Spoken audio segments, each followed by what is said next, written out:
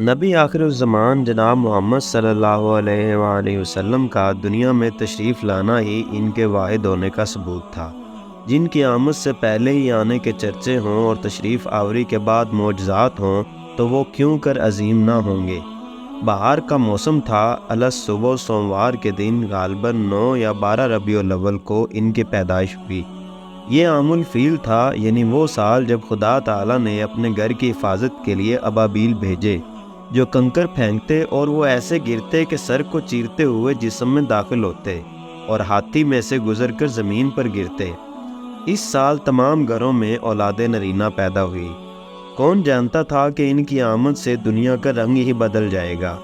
ایک جاہل قوم دنیا میں راج کرے گی، خشک سالیاں اور محتاجیاں لہلاتی ہواؤں اور حکمرانیوں میں بدل جائیں گی، اور کون جانتا تھا کہ ان کی آمد کے بعد ہی خدا کا حقیقی تصور اور دین لوگوں میں عام ہوگا۔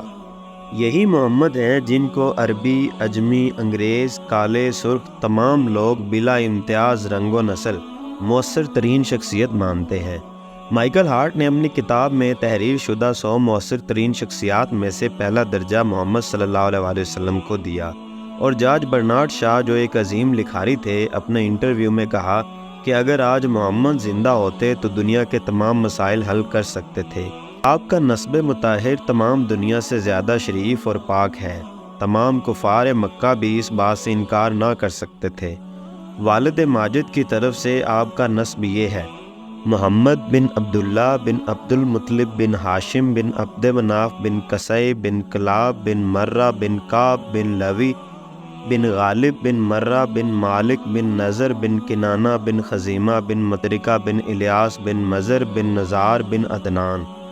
یہ سلسلہ اجماع امت سے ثابت ہے اور اس سے پیچھے اختلاف ہے، جبکہ والدہ ماجدہ کی طرف سے محمد بن آمنہ بنت وہب بن عبد مناف بن زہرہ بن کلاب ہے، یعنی کہ کلاب بن مرہ میں آپ کے والدین کا نسب جمع ہو جاتا ہے۔ جس طرح طلوع آفتاب سے پہلے صبح صادق کی روشنی اور شفق کی شعاعیں ہر سو پھیل جاتی ہیں، ایسے ہی حضور صلی اللہ علیہ وآلہ وسلم کی آمد سے پہلے بھی اطراف عالم میں عجب واقعات رونما ہونے لگے۔ حضرت آمنہ فرماتی ہیں کہ جب آپ علیہ السلام ان کے بطن مبارک میں مستقر رہے تو ان کو یہ خوشخبری دی گئی کہ یہ بچہ سردار ہوگا۔ جب پیدا ہو تو تم یوں دعا کرنا: یا اللہ، میں اس بچے کو تیری پناہ میں دیتی ہوں، اور ان کا نام محمد رکھنا۔ اور اسی دور میں حضرت آمنہ نے ایک نور دیکھا جس سے شام کے محلات روشن ہوئے۔ آپ کی ولادت سے قبل ان کے والد عبداللہ بن عبد المطلب کی پیشانی میں ایک نور ظاہر ہوا کرتا تھا جو بعد میں ختم ہو گیا۔ ادھر آفتاب نبوت کا ظہور ہونا ہی ہے کہ ادھر ملک فارس کے کسریٰ محل میں زلزلہ آتا ہے جس سے اس کے 14 کنکر گر جاتے ہیں۔ ملک فارس کا ایک دریا بحیرۃ السادہ خشک ہو جاتا ہے۔ فارس کے آتش کدہ کی آگ جو 1000 برس سے جل رہی تھی خود بخود سرد ہو جاتی ہے، یعنی ان کی پیدائش ہی گمراہی کے خاتمے اور فارس اور روم کی سلطنتوں کے زوال کی طرف اشارہ ہے۔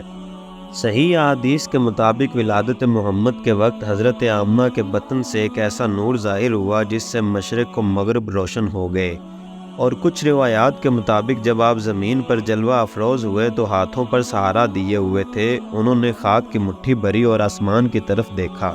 دراصل عام الفیل کا واقعہ بھی آپ کے ظہور کی برکات میں سے تھا، گویا پوری دنیا ان کی تشریف آوری کا پیغام دے رہی تھی۔